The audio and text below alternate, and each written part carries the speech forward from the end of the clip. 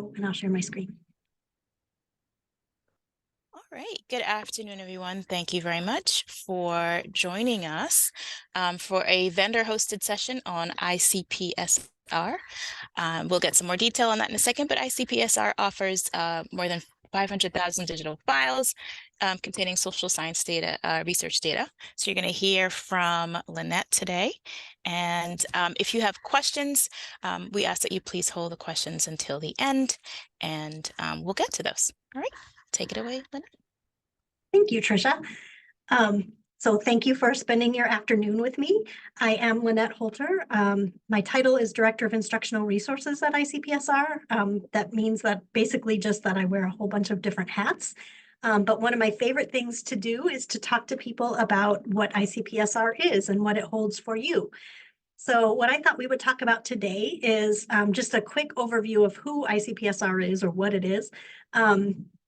Finding and evaluating the data that we hold to see if it will work for your research project. And then I also wanted to make sure that you knew about some other resources that we offer. We are data, but we also are a lot more than that. And then I've got some ways that you can connect with ICPSR, and I'm happy to take questions at the end. Also, these slides will be shared, and there are lots and lots of links in the slides. So you don't have to worry about trying to catch those as I go. You can just click through the slide deck. So who is ICPSR? Most people know us from our website. So this is the front page of our website. They know that often that we have a lot of data, or maybe they've heard of our summer program. We're actually one of the world's oldest and largest social science data archives. We actually say social and behavioral sciences, and even then pretty broadly defined. And I'll tell you what that means in a minute to us. We were founded in 1962. The summer program was founded just the following summer, so 1963, because people realized that just sharing data was not enough. You often needed some of the education to do some of the methods required by more complex data, or learning about basic statistical techniques, even some about collecting data itself. So we have a rather long history. That said, we also have 19,000, just under 19,700 studies, which to us includes one or more data sets. And I'll describe that a little bit better in a minute. We also have a searchable database of our variables. And right now we're just under 6.4 million, actually 6,425,000. I think we were at 6,423,000 or something. When I put the slides together, I heard we just added about 40,000 more yesterday. So it's increasing all the time. We also have publications related to our data, and I'll talk about those a little bit as we go. We are a consortium, which means that we are made up of member institutions, of which the University of the District of Columbia is one. So that means that everything that I talk about today, you have access to. Much of our collection is freely available, but there is a big chunk of it that isn't. And you also get some benefits like discounted summer program tuition, for example. I sort of like to set the stage for thinking about what you could and might not find at ICPSR, because that kind of gives us a common grounding as we go through kind of how to search and find things within the catalog. So I mentioned that we're social and behavioral sciences broadly defined. We cover lots and lots of disciplines. So particularly as research has become more interdisciplinary, we've gotten lots of studies now that have, for example, biological components, which we wouldn't have had before. So we also know that every once in a while, we kind of take a look at who's using ICPSR by the people who have a registered account to download data. And we realize that we cover between 40 and 50 different disciplines. So lots of stuff for different people to find and use. We have lots and lots of data about individuals all through the life course. So everything from early childhood, we've got Head Start studies and a study of childcare providers, things like that. We also have data, and then we have an archive of data on aging. So we cover the whole lifespan.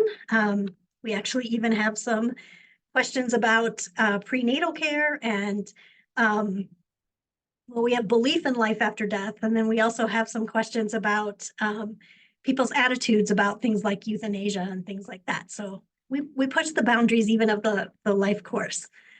We also have data about institutions like colleges or universities, but also libraries, hospitals, police departments, things like that. And we even have some random data about fish and pigs. And well, it's not really about pigs. It's about the knife marks or the marks that different kinds of knives make on pig cartilage from a forensic study. So I just found that fascinating. So I had to share it with you.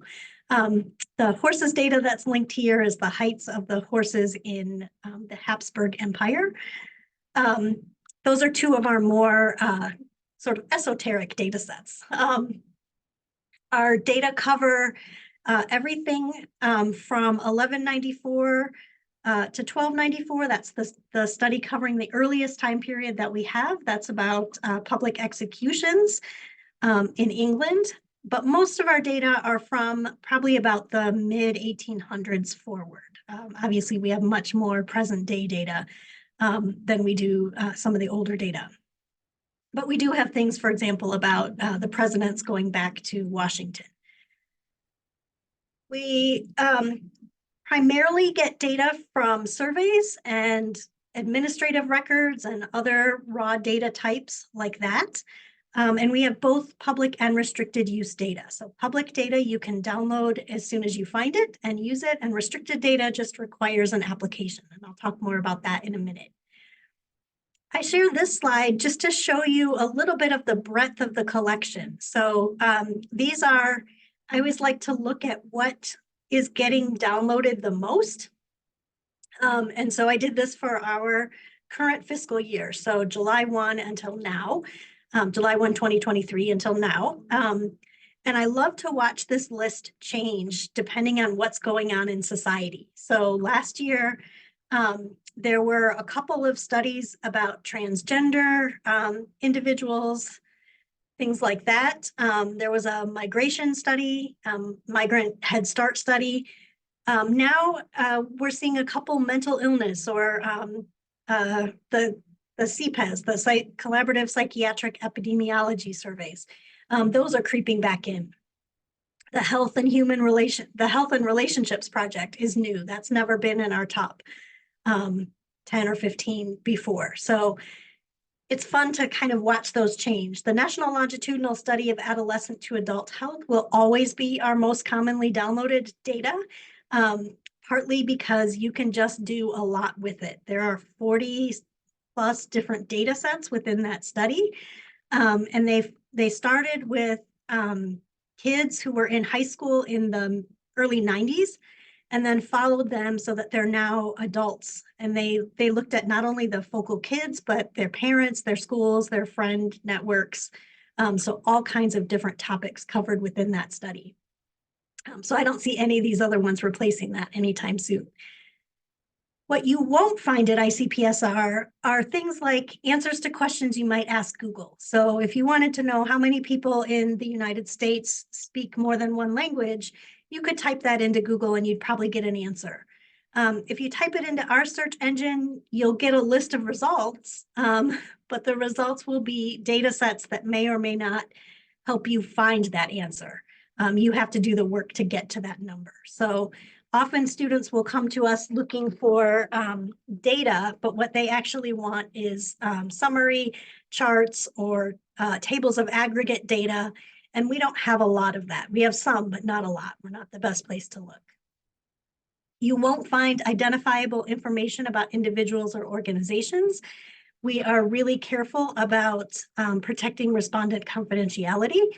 And so most of our public use files, well, all of our public use files have been deemed to have minimal disclosure risk. So often that means we might take out or mask things like geography, Or we might, for example, if there's an income variable and there are a couple people that are a lot higher than everybody else, we'll top code those so that that doesn't act as an identifier.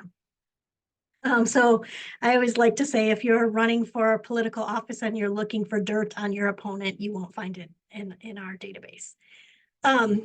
We also don't have data that are pure hard sciences. So we're getting a lot of data that have biomarkers and genetic things. You may have noticed in the list of popular downloads, we've got brain scan data. So we have some of that, but it always has that human component to it. We don't have anything that's just physics or just engineering, things like that. You also won't find data to use in GIS or other mapping packages for the reason that I mentioned above. So because we're careful about respondent re-identification, we often take geographic variables out of the data. And in fact, most of the federal studies don't allow public use data to contain anything smaller than census region, which is like Midwest, North, South. So it's groups of states, which isn't super helpful when you're trying to map things. The next part of the list is data that we don't have a lot of, but we are getting more. So these are the kinds of things that if you know that you're looking, for example, for qualitative data, we're probably not the best place to start, but you might find some here. So we are getting more and more video data or diary data. We have images. I mentioned the brain scan images. We also have autopsy photos and classroom photos. So we are getting more image data. And then I did put a link to our new social media data archive, SOMAR. So there we have data from Twitter, now called X, Reddit, YouTube, Facebook, things like that. So if you're interested in that kind of data, we are working on building the infrastructure to support that so we can get more and more of that in. There are also obviously different sharing requirements and things like that with social media that need to be worked out. People will sometimes ask me what makes ICPSR unique. So you can get data from a lot of different places. If you just Google data about and then a topic, you will likely get multiple pages of results. ICPSR is a little bit different. We do have, I put the logo here, we do have a core trust seal as a trusted repository. And part of that is because we have a focus on preservation. So I mentioned we were started in 1962. We finally are past our 60th anniversary, so we don't need the tie-dye things everywhere, which, not being from the 60s, I got a little tired of the tie-dye. But anyway, so one of our main goals is making sure that any data that we have are not only available and usable to the researchers and students today, but also into the future. So that means making sure that we have preservation copies of data and documentation, as well as the analytic files. We do have pretty broad disciplinary coverage. Some repositories are more narrowly focused. We have pointers to data that are held elsewhere. So if we don't have a particular data set, but we know that people might look for it, or if it's available, if it's a federal data set, for example, we will link to wherever it is available, particularly if they do a good job with curation. It doesn't make sense for us to sort of reinvent the wheel and spend resources curating something that somebody else has made available elsewhere. But we do want to help you find it, so we point out to that. We'll be talking today about curated data, but we do also have self-published studies. For the self-published studies, whatever the person deposits is what the users get. So we were just playing around in the Open ICPSR, which is our self-publishing repository, yesterday, and noted that some of the studies have just a data file with no documentation. Some have just documentation files with no data. And some are really well documented.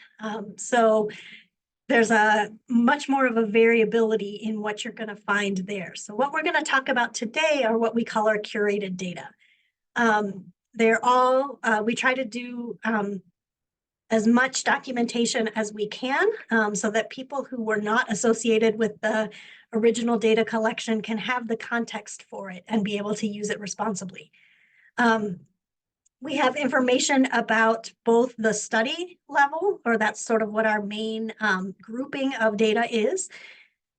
We have data about the variables within the study or the questions within a survey, for example.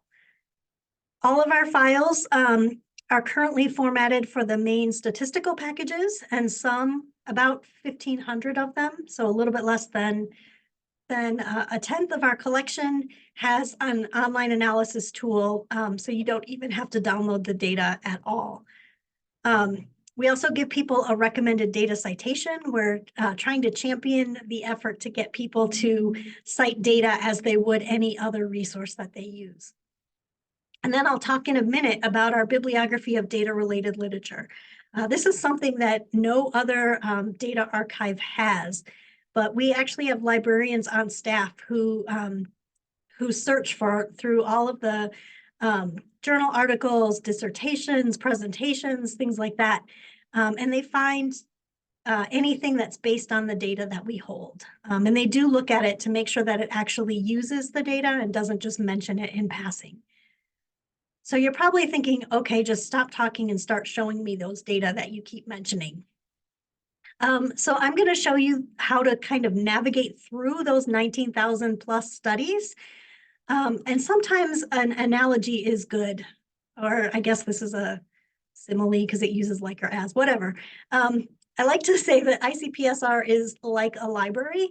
So just like in a library where you have shelves and shelves of books, and then you use a catalog and it searches across everything, both those shelves and the digital objects.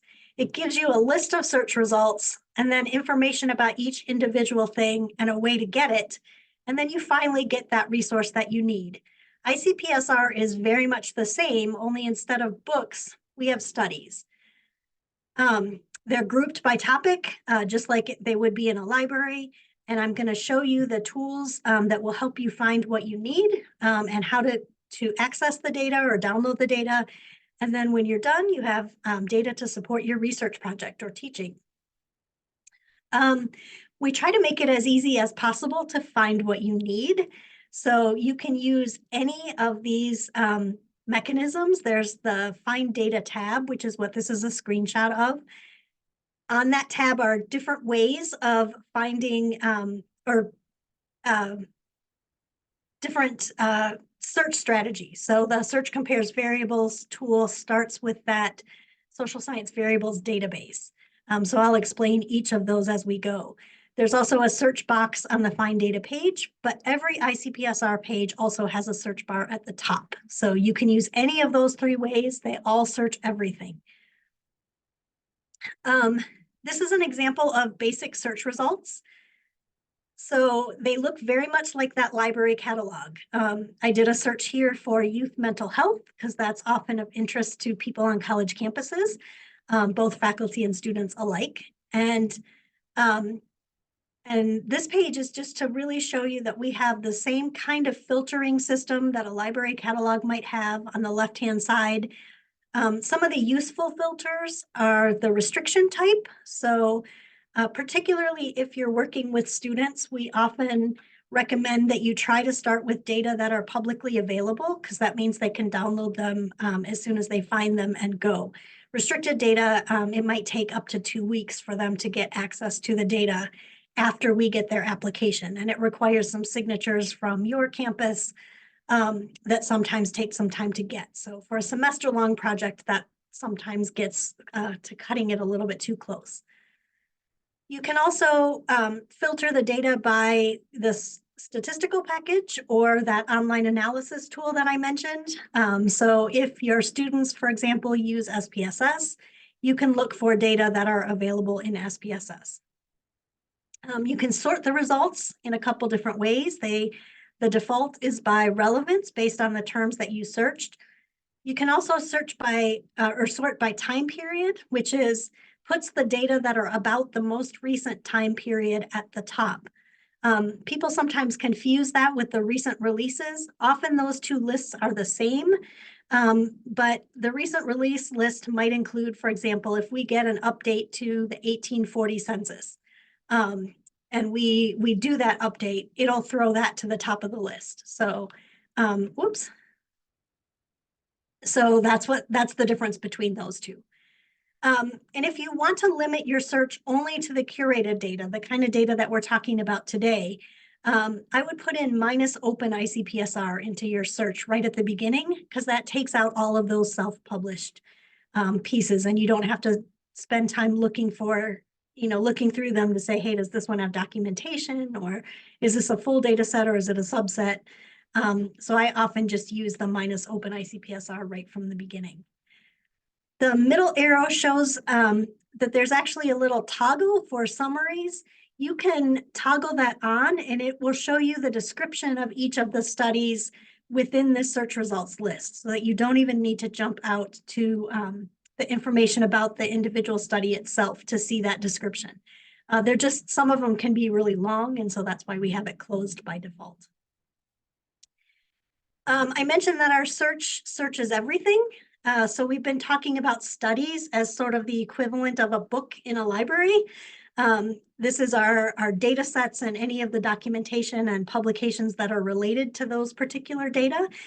That's the main thing that people often want to study or want to search. So that shows up at the beginning. It also searches the variables database. So here, this is that same youth mental health search, but it's looking for anytime those words appear in the variable name, the question text or label, or the answer categories. So that's going to give you a different list of search results. And then you can look through each of these variables. If you click on the name of the variable, it'll bring up a frequency distribution of the answers to that particular variable, as well as the information about what survey did it come from, who was asked the question, that kind of thing. Your search also searches our bibliography of data-related literature. So here it's looking for youth mental health in the title of a publication, or if we have an abstract, it's looking for it there. It is not actually looking for it in the full text of the document, because we don't have the full text in most cases. So it's only searching whatever is in that actual citation that we have. So if you know that you're approaching ICPSR because you want to study a particular topic, maybe you want to look at, I don't know, I shouldn't do these off the top of my head, but maybe you want to look at women in the labor force, and you want to look at job satisfaction and life satisfaction. There you might want to put those terms in that social science variables database, or the search and compare variables, because that'll give you the data sets that include those particular concepts. And then you can see from there kind of what else are in those studies. The variables database is also a great place if you're starting a new survey, or if you're doing a class survey, for example. It's an easy way to see how people have asked similar questions in the past. I also love to use it for teaching research methodology, but that's another talk for a different day. And then if you have a publication that you really like and you want to see more about the data that they use, you can start with the data-related publications, or the bibliography, and it will start the search there and pop that tab up right at the top of your results. Anything that has full text, we provide it to you using the University of DC's subscriptions. So if you have a subscription that covers a particular journal and it's in that journal, I don't know the technical things that happen behind the scenes. I like to think of it as magic, but it uses that magic, and it knows that anybody associated with your school has access to that resource, and it'll display it right there. You don't even have to jump out to the library's website. And all of the publications, oh, I always forget my bouncing arrows. all of the publications link back to the data that they use. We also have data divided into topic areas, or what we call thematic data collections, and you can find those by going to the Find Data page and Thematic Data Collections. That will take you to this page. If you click Explore our data collections by topic, you'll get a list of the different data collections. This is a good way to start if you have a broad interest in a topic area, but you're not really sure what you want to study. You kind of just want to get a feel for what's out there. These groupings are great. You can browse the data there, and it's a much more manageable list than the 19,000.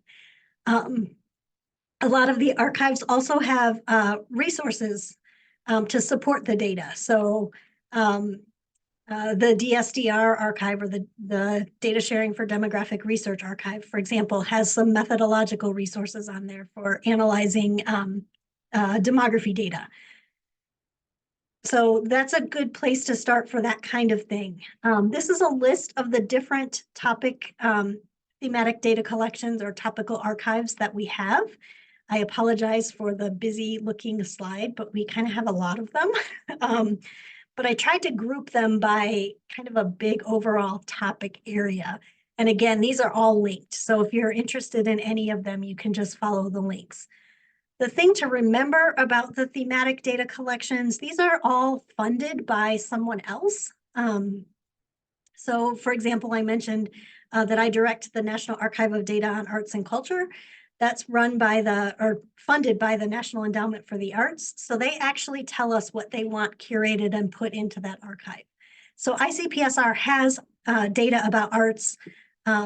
We have, I know that we have data about libraries, for example, and other cultural institutions that's not in NADAC. So if you do a search on that thematic data collection page and you don't get a lot of results, or don't get as many as you think you should get, back your search out and try to do it on the main ICPSR site and see what happens. Chances are you'll find more things that way. Once you find something interesting, this is where we get to that individualized description like the library catalog has for each book or each article. All of our curated data have a similar study homepage. This is where we put all the information that you need to know to be able to work with the data. So the first thing that you'll see is this At a Glance tab. And it gives you the description of the project, the research project, maybe why the data were collected, when the data were collected. It'll give information about the sample. Further down on this page is also information about if you need to use weight variables, for example, when you're analyzing the data, that's also down there as well. So we try to give you a snapshot of the important things that you need to know to work with the data. You can move over, we'll skip the data documentation tab for now and move to the variables tab. So the third tab over. And this, for most studies, will give you a list of all the variables that are in all of the data sets within that particular study. And remember that a study might be a single data set, or it might be 40 or more different data sets. So this will give you a list of the variables that are within that, and you can search.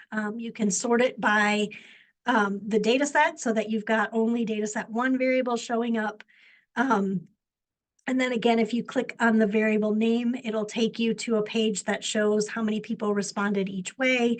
And it also gives you kind of where that variable falls in the survey or the data collection instrument, so that you can see the variables that are around it. Because often there might be a question you didn't think to search for that's of interest to you near the questions that you do find.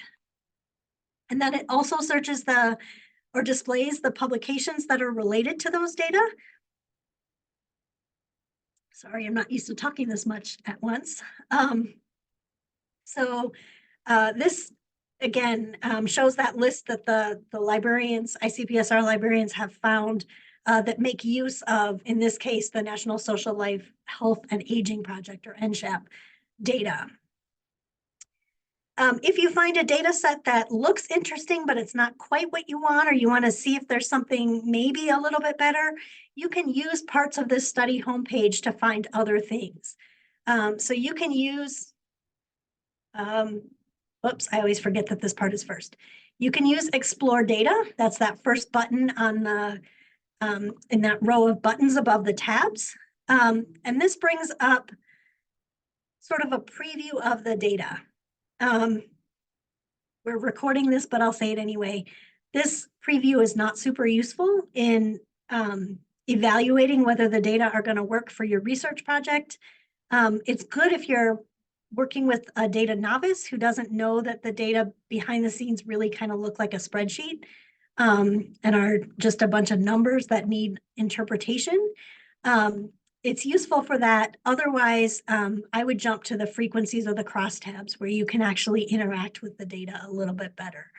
And the crosstabs are especially useful if you want to look at a topic maybe among a specific subgroup of the population. So you want to look at teen pregnancy, and you want to make sure that your data have enough people under the age of 21 or whatever you define who have been pregnant. So you can use the crosstabs to find that out.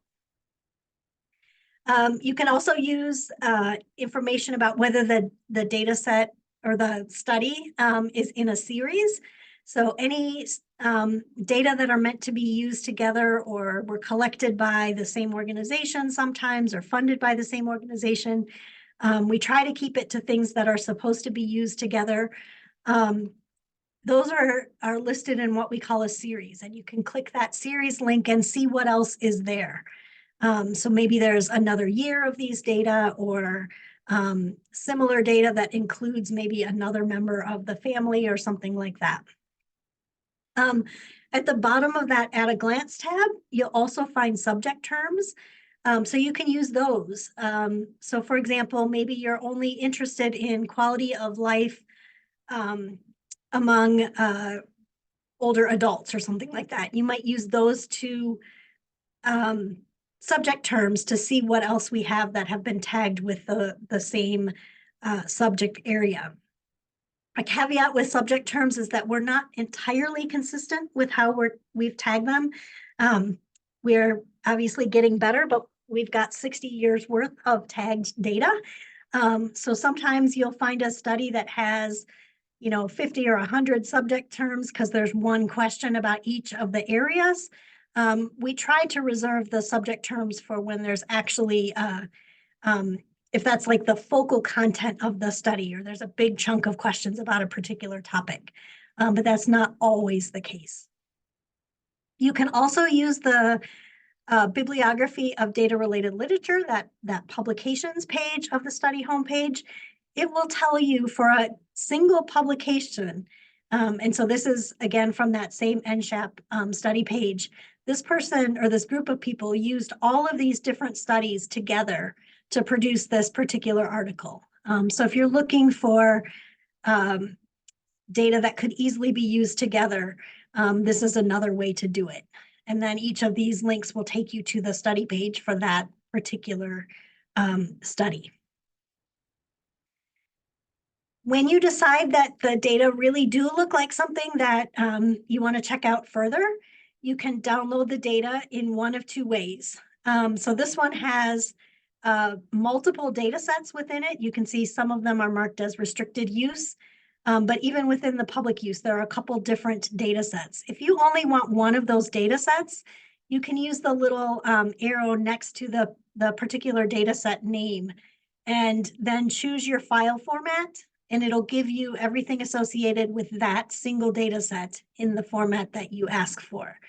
If you use the download button that's in the middle bar of buttons, that'll give you everything in the public use files, all of the public use files that are in the particular format that you asked for. So in this case, it looks like there's 3 public use files maybe, plus the study level files.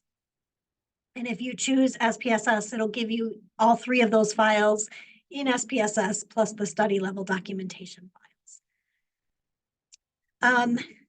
You will have to log in to download data, you don't have to log in to download a codebook. So you see that the top option here is to just download the codebook. You can do that, and we encourage actually people to explore the data a little bit through the documentation before they even download it.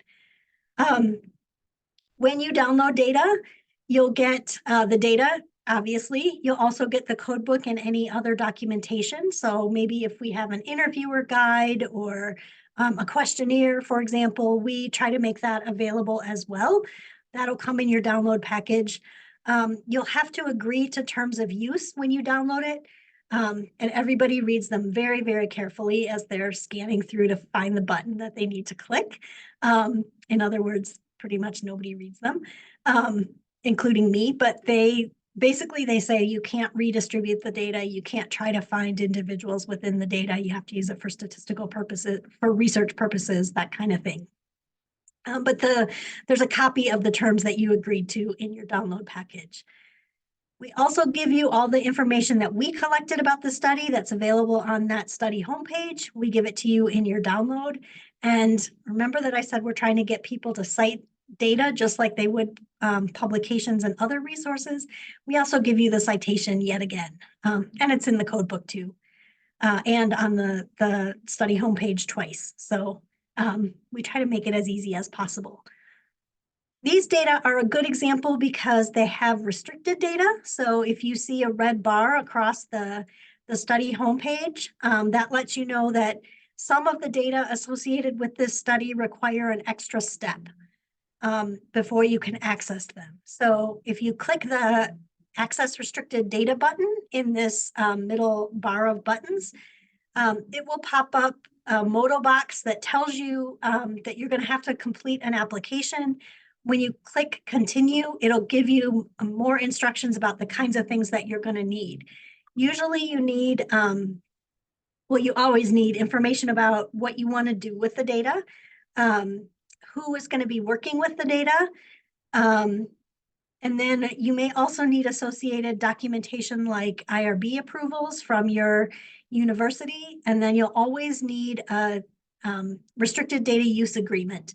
And that's something, that's an agreement that's signed by usually someone in an office of research or something like that, usually like dean level, provost level kind of thing, who can sign on behalf of the University of the District of Columbia. So it's not the department head, it's not the person who's applying, it's not your official representative. So that sometimes takes a little while to get that signature. People often ask why we restrict some data. I mentioned that we often mask or maybe top code variables that have too much detail in the public use file. Sometimes it's hard to do that kind of mitigation and still have the data be analytically useful. In those cases, we make restricted data files. So it might have more detailed geography. It might have more detailed occupational categories, for example. Or it might be like we have video data of classrooms in the Measures of Effective Teaching project. So it actually, you can see the students and the teachers in those data. So you need to apply to access them. So it's either that there's something about respondent potential disclosure risk or respondent re-identification, or that the topic area that is covered by the data is really sensitive. Sometimes it's both.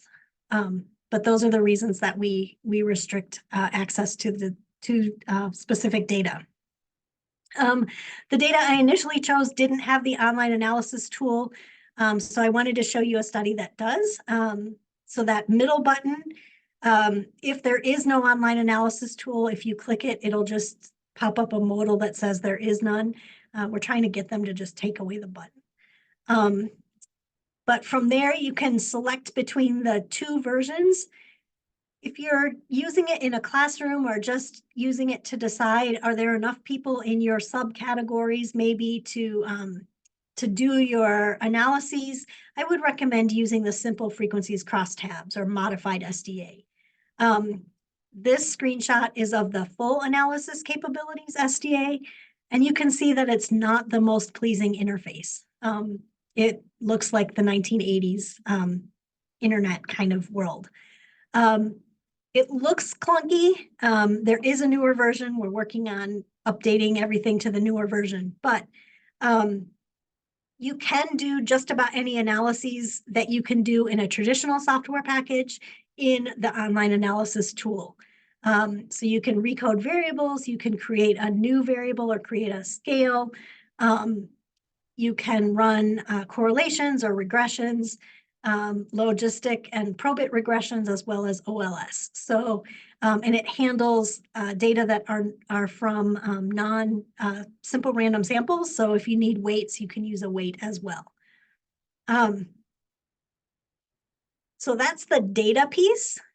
We have lots of other resources as well. So we have the summer program in quantitative methods of social research, which I mentioned at the very beginning. This is the other way people know ICPSR. I love to stand in the exhibit booth, and people will often come up to me if we've got the summer program banner, and they'll say, "Hey, did you know that I met my wife in your summer program?" And in my head, I'll be like, "No, because I don't know who you are, so I don't know who your wife is." But I love hearing stories like that. Lots and lots of people have been through the summer program. So it has courses, which is obviously what it's known for, but it's also a great networking experience. Lots of the participants comment on the ability to interact with faculty, students from all over the world. It attracts about 1,000 scholars every summer. Everybody from undergraduates who are wanting to kind of brush up on statistics or maybe take a course before they start a graduate program, to faculty members who have been in the field for a long time, but they want to learn a new method. So it really spans the whole gamut. There are also Blaylock lectures in many of the evenings that are on related topics or sort of career topics. So like how to publish in political science or something like that. There are scholarship opportunities, which is what people almost always ask about first. So I've linked this screenshot to the scholarships page, as well as the link in the text. And those deadlines are actually coming up. So registration opened about a week and a half ago, but the scholarships scholarship applications are due in just about a week and a half. So they're due by February 26th. And then the summer program also has its own YouTube channel. So there's everything from brief descriptions of the various courses to a day in the life of the summer program. This webinar, the overview of the 2024 program. The Blaylock lectures are on there. So lots of cool stuff to kind of poke around in. I wanted to make sure that you had the dates for this year. And also we always get the question about scholarships and cost. Which one comes first depends, but they're almost always together. So anybody associated with the University of the District of Columbia would pay the member rate. So for a 3-week class, that's $2,600. If you want to take both 3-week sessions, that's $3,800. And then we have a variety of topical short courses that range from just a day or two to a week. And the tuition for those ranges between $1,600 and $1,800 for people at member institutions. And this is just an example of the course offerings. I'm not going to go through this. But I did want to point out that there's actually a really helpful guide on the summer program's website, and I've linked it in the slides. It's meant to help you determine, determine which classes you might want to take in the summer program, but it also kind of just gives you a general sense of what's available and what life is like in the summer program. So that's really helpful and something I would advocate for taking a look at. We have resources that are directed particularly at undergraduate students. We know grad students use them too, obviously, but We have how to read a social science journal article. I'm sure your library has that, but students find it in different places sometimes. This slide deck is a student's guide to interpreting the output that SPSS generates for the types of statistical tests that are covered in an intro stats course. It's something that I put together for my intro stats course, sort of at the end of the semester. And I mentioned it in passing to someone and they were like, oh, can you share that on the website? And so we put it up there and it turns out people have downloaded it. I need to make a new guide. And my plan is to both to update the SPSS one, just sort of a more modern look and feel and more current data, but then also to make us data and an R guide as well. The information that's in the output is the same, but the output doesn't always look the same. So people who aren't familiar with it sometimes get a little bit confused. We also have this guide that was written by a librarian at the University of Tennessee. She worked with a lot of students who thought that their topic would require them to use restricted data. And so they were like, what do I do? And so she put together a resource with the kinds of things that she walked them through to find out, in many cases, they could actually use public use data to address the topic that they were interested in, or if they needed data that maybe ICPSR didn't have. She's got some resources on that there. We have a new data communication scholarship that's open for undergrads and master's students at member institutions. I believe the deadline for this year is at the end of February. It was the end of January, but we pushed it out because we didn't get any entries. So if your students might be interested, they have to find a study in the ICPSR catalog, learn about it through the metadata page and looking at some of the documentation, and then make sort of a 2-minute advertising video about the data, like what could it be used to study, what drawbacks might be in the data, things like that. We used to have a student paper competition, but found out that many faculty weren't assigning that kind of paper assignment anymore. So this is our try at something new. If we don't get any submissions this year, we may be trying something new again next year, something different new. We also have lots of resources for helping people to think about how to collect data, to handle data, and then to share data with a place like ICPSR or elsewhere. So often if someone is doing an original data collection, if they're applying for federal funding, for example, they will have to create a data management plan that talks about how they're going to handle the data as they're collecting it and afterward. We have some help for how to fill out those data management plan sections. If you're thinking about giving your data to ICPSR at the end of your project, we're happy to write a letter of support.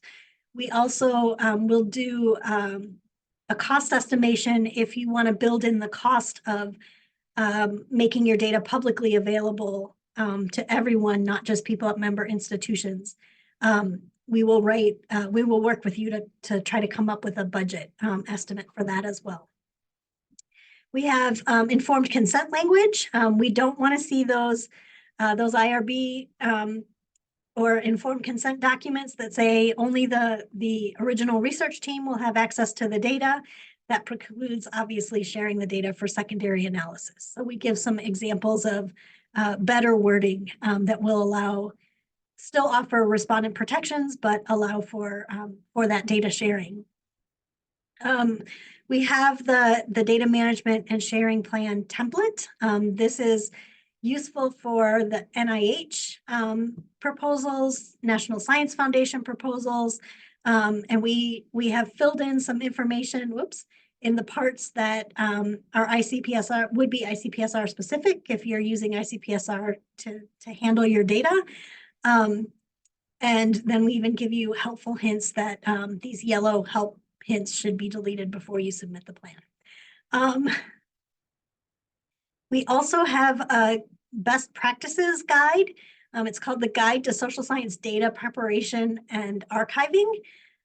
This is great even for graduate students who are doing their first work with a data set, whether it's primary or secondary analysis. It gives you a sense of kind of how to name your variables, what level of documentation you want to keep, things like that. That's just really useful. So we advise that people who are wishing to deposit data with ICPSR take a look at this, but it's actually just good general practices for dealing with data. Oops, and there's the bouncing arrow for where you can find it. It's on the Share Data tab. Also on that Share Data, if you're looking to deposit data with ICPSR, there's a number of different resources. There's a short video on kind of what does ICPSR take and how do I give it to you. There's also frequently asked questions, and we have some guides for, okay, stop bouncing and start moving, for particular types of data. So for data that were collected with National Institute of Health resources, we have several of our archives have been designated as NIH repositories, as well as overall ICPSR. So we've got some information specific to those. And then I mentioned early on that we are getting more and more qualitative data. And so we have some advice for people looking to share qualitative data as well. And if any of this has been of interest to you, there are lots of different ways that you can connect with ICPSR. We've got a general email announcement list that I've linked here. Many of the topical archives also have announcement lists, so they'll let you know when a new data set is released or if they're hosting a webinar, things like that. We try not to send out too many emails, so I think the ICPSR list maybe gets 1 or 2 a month, maybe 3. Like now the summer program one went out, and the fact that the scholarships window is closing, you know, those kind of things we'll send out, but we try not to fill your mailbox with things that we know people don't read. We also have a YouTube channel, and on there you can find lots and lots of webinars that ICPSR as a whole has done or the topical archives have done. You can find short videos like this new No Stupid Data Questions series. There are 3 there now. There will be 3 more there this spring. Missing data, waiting, and I can't remember what the third one is, which I should remember because I need to write the script for it. But there will be 3 new ones there this spring. Those are like 2-minute videos, really straightforward, easy explanations about sort of data concepts. We also have a podcast, and you can connect with us on the usual social media outlets. So I've linked to the ways to do that here. And I think that is, oops, nope, one more slide. We used to have an internship program at ICPSR, and one of the things that the interns constantly mentioned about it was that they never really knew that there were jobs for social science majors with a bachelor's degree. And places like ICPSR are good places for those students to end up if they want to if they want to work before going to grad school, or if they don't ever want to go to grad school. So I wanted to just put that plug out there. We are often hiring curators, which are usually people with a bachelor's degree in a social science. We do have curators that have PhDs. So it's the whole range, but I think only a bachelor's is required. We also hire lots and lots of project managers. And then we're rebuilding a lot of our technical infrastructure and building new tools all the time. So we also hire lots of tech people. So I put a link here to the University of Michigan career website and hints for how to find the ICPSR jobs. You can set it so that it'll ping you anytime ICPSR posts a new position. And with that, I will take a breath and ask if there are any questions. And I'm going to stop sharing my slides so that I can see the people who are here. There. Thank you so much, Lynette. That was a lot of great information. We will take questions at this time. If you have any, feel free to unmute yourself, or you could put your questions in the chat.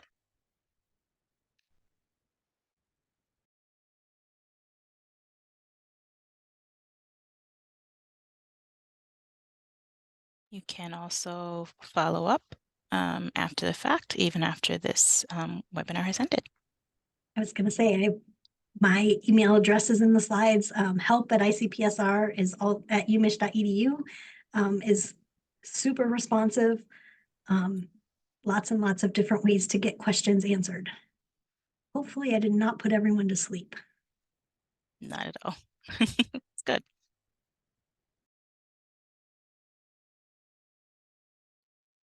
All right, well, I don't see any questions coming in, so we can end here. Thank you all again so much for joining us today for this demonstration. The recording will go out to all of those folks who have registered for the webinar today. And again, you can follow up with Lynette directly as needed. Thank you. All right. Thanks, everyone. Have a great day. Bye.